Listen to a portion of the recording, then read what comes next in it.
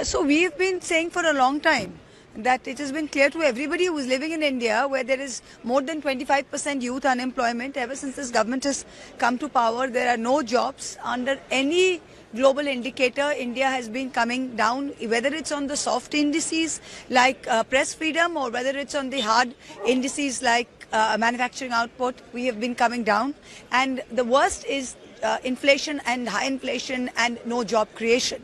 So the Indian economy is in the ICU. We have been saying this for a long time. But of course, when we say it, when the opposition says it, we are being anti-national. Now that his good friend Dolan has said it, we hope that the Prime Minister and the Honorable Finance Minister will pay a little more attention to it. Because हम जब कहते हैं तब तो हम राष्ट्र विरोधी हो जाते हैं. तो अब उनका खास दोस्त डोलान जो कह दिया है, अब शायद उनको इस पे कोई ये हो. The second thing is we have been hearing Mr. Trump has gone on insisting 29 times, 30 times on record that he has been using the tariffs as a pressure point and has got the ceasefire done.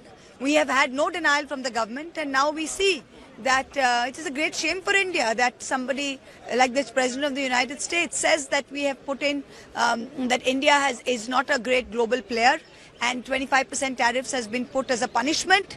Plus, we are going to have to pay more penalties for Russian oil.